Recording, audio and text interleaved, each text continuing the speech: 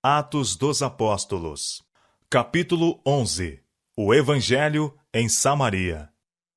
Depois da morte de Estevão, levantou-se em Jerusalém uma perseguição tão implacável contra os crentes que todos foram dispersos pelas terras da Judéia e Samaria. Atos capítulo 8, verso 1. Saulo assolava a igreja, entrando pelas casas e arrastando homens e mulheres, os encerrava na prisão. Atos capítulo 8, verso 3. De seu zelo nessa cruel obra, disse ele posteriormente: Bem tinha eu imaginado que contra o nome de Jesus Nazareno devia eu praticar muitos atos, o que também fiz em Jerusalém. E havendo recebido o poder dos principais dos sacerdotes, encerrei muitos dos santos nas prisões, e castigando-os, muitas vezes por todas as sinagogas, os obriguei a blasfemar. E enfurecido demasiadamente contra eles, até nas cidades estranhas os persegui. Atos capítulo 26, versos 9 a 11. Que Estevão não foi o único que sofreu a morte pode ser evidenciado das próprias palavras de Saulo. E quando os matavam, eu dava o meu voto contra eles. Atos capítulo 26, verso 9.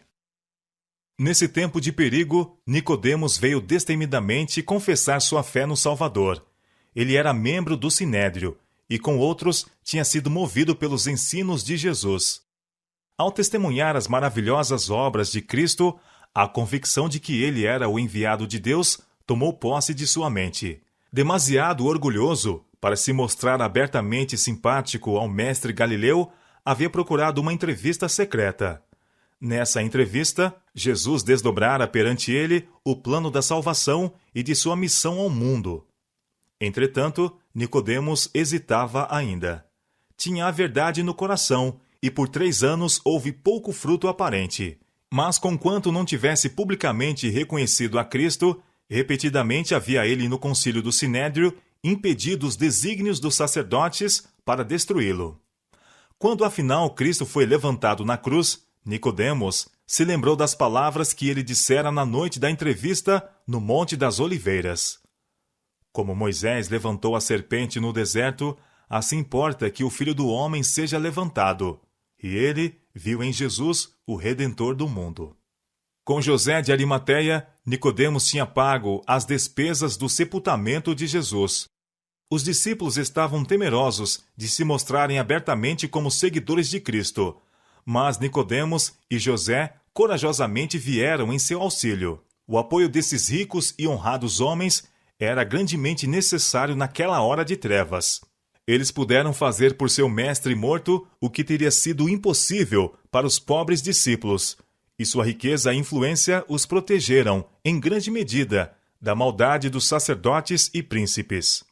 Então, quando os judeus procuravam destruir a igreja nascente, Nicodemos veio em sua defesa.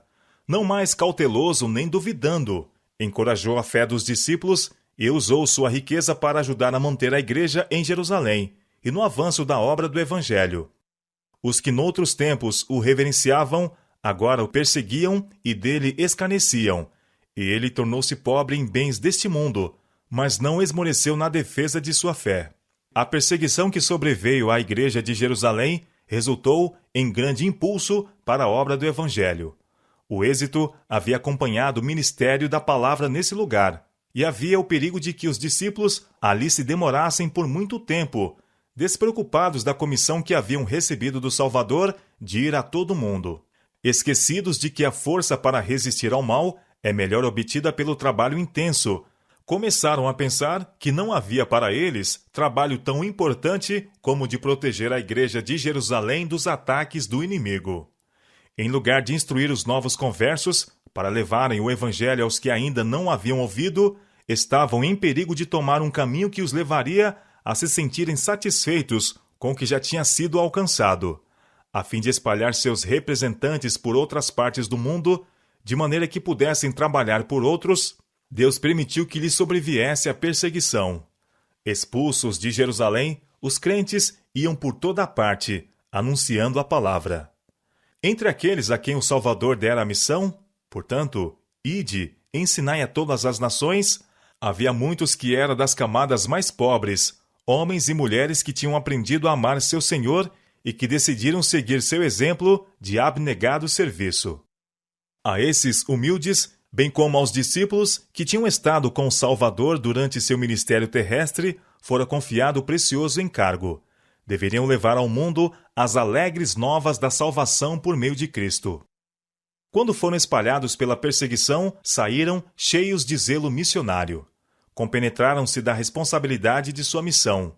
Sabiam ter nas mãos o pão da vida para um mundo faminto e eram constrangidos pelo amor de Cristo a distribuir esse pão a todos os que estivessem em necessidade. O Senhor agia por meio deles. Aonde quer que fossem, os doentes eram curados e aos pobres se pregava o Evangelho. Filipe, um dos 7 diáconos, estava entre os que foram expulsos de Jerusalém. E descendo Filipe à cidade de Samaria, lhes pregava a Cristo. E as multidões unanimemente prestavam atenção ao que Filipe dizia, porque ouviam e viam os sinais que ele fazia, pois que os espíritos imundos saíam de muitos que os tinham. E muitos paralíticos e coxos eram curados. E havia grande alegria naquela cidade. A mensagem de Cristo à mulher samaritana, com quem ele falara junto ao poço de Jacó, tinha produzido fruto. Ao ouvir suas palavras, a mulher tinha ido aos habitantes da cidade dizendo: Vinde, vede um homem que me disse tudo quanto tenho feito. Porventura, não é este o Cristo? Eles foram com ela, ouviram Jesus e creram nele. Ansiosos por ouvir mais, suplicaram-lhe que permanecesse com eles. Por 2 dias, ele se demorou com eles. E muitos mais creram nele, por causa da sua palavra. João capítulo 4, versos 29 e 41. E quando seus discípulos foram expulsos de Jerusalém, alguns encontraram seguro asilo em Samaria. Os samaritanos receberam bem os mensageiros do Evangelho, e os judeus convertidos colheram preciosos frutos entre aqueles que uma vez foram seus mais fortes inimigos. O trabalho de Filipe em Samaria foi assinalado por grande sucesso, e assim encorajado, mandou pedir auxílio em Jerusalém. Os apóstolos, então, perceberam mais amplamente o sentido das palavras de Cristo. Ser-me-eis testemunhas, tanto em Jerusalém como em toda a Judéia e Samaria, e até os confins da terra. Atos capítulo 1, verso 8. Quando Filipe ainda se encontrava em Samaria, foi-lhe determinado por um mensageiro celestial que fosse para a banda do sul, ao caminho que desce de Jerusalém para Gaza. E levantou-se e foi. Atos capítulo 8, versos 26 e 27. Ele não pôs em dúvida o chamado, nem hesitou em obedecer, pois havia aprendido a lição da conformidade com a vontade de Deus. Eis que um homem etíope, eunuco, mordomo Mor, de Candace, rainha dos etíopes, o qual era superintendente de todos os seus tesouros, e tinha ido a Jerusalém para adoração, regressava, e assentado no seu carro, lia o profeta Isaías. Atos capítulo 8, versos 27 e 28. Esse etíope era homem de boa posição e grande influência. Deus viu que quando se convertesse, proporcionaria a outros a luz que recebera, e exerceria forte influência em favor do Evangelho. Anjos de Deus estavam auxiliando esse inquiridor da luz, e ele estava sendo atraído para o Salvador. Pelo ministério do Espírito Santo, o Espírito pôs em contato com quem o poderia guiar à luz. Filipe foi dirigido a ir ao encontro do etíope e explicar-lhe a profecia que estava lendo. Chega-te, disse o Espírito, e ajunta-te a esse carro. Atos capítulo 8, verso 29. Aproximando-se, Filipe perguntou ao eunuco: Entendes tu o que lês? E ele disse: Como poderei entender se alguém não me ensinar?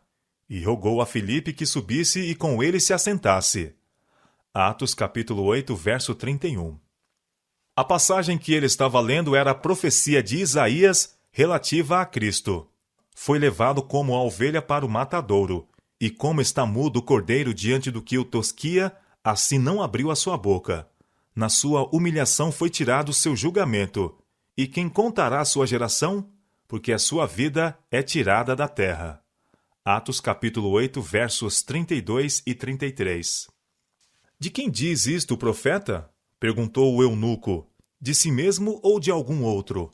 Então Filipe lhe apresentou a grande verdade da redenção. Começando com a mesma passagem, lhe anunciou a Jesus. Atos capítulo 8, versos 34 e 35.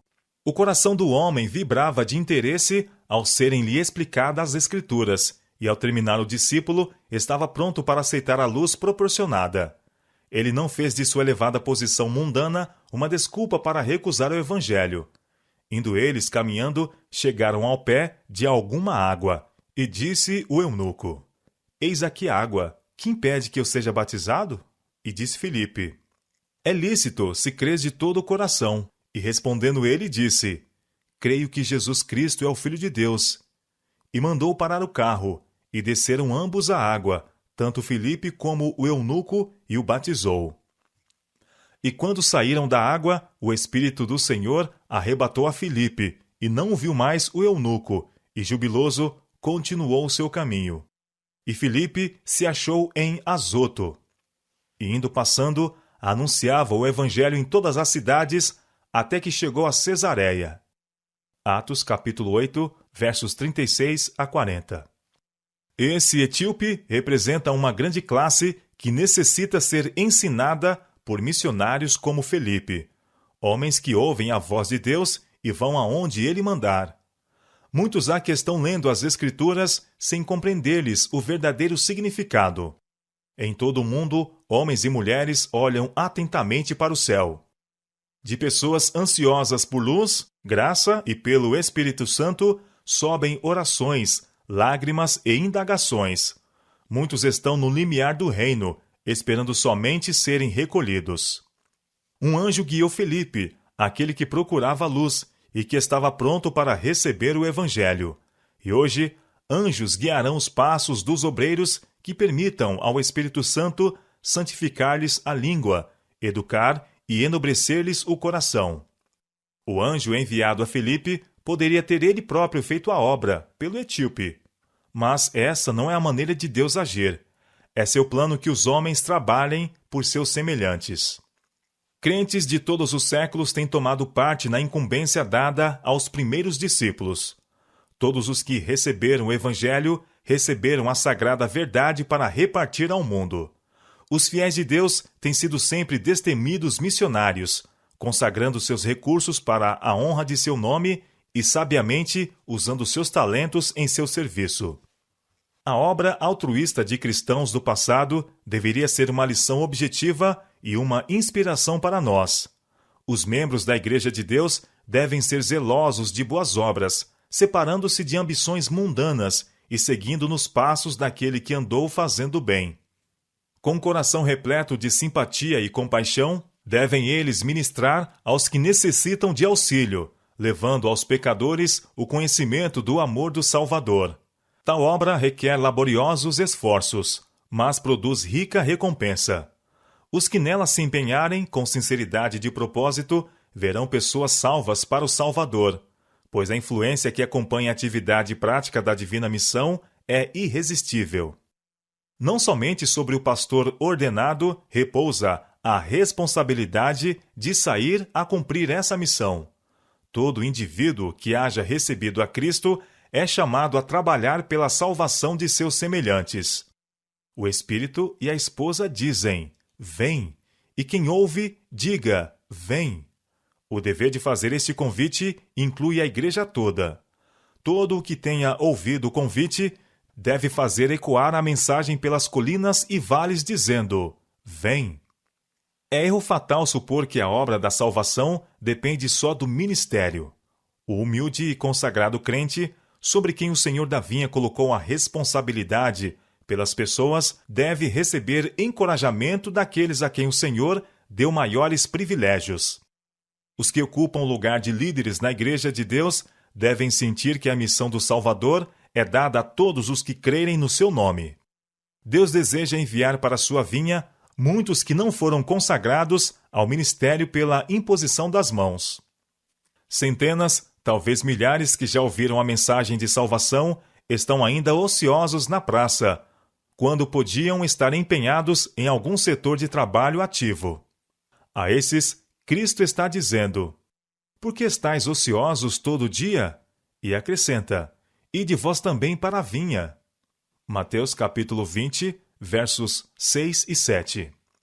Por que razão muitos mais não respondem ao chamado? Será porque se imaginam dispensados pelo fato de não ocuparem os púlpitos? Esses devem compreender que há uma vasta obra a ser feita fora do púlpito, por milhares de consagrados membros leigos. Longamente tem Deus esperado que o espírito de serviço se apodere de toda a igreja, de maneira que cada um trabalhe para ele segundo sua habilidade. Quando os membros da Igreja de Deus fizerem a obra que lhes é indicada nos necessitados campos nacionais e estrangeiros, em cumprimento da comissão evangélica, todo mundo será logo advertido, e o Senhor Jesus retornará à terra com poder e grande glória. E será pregado este evangelho do reino por todo o mundo, para testemunho a todas as nações. Então virá o fim.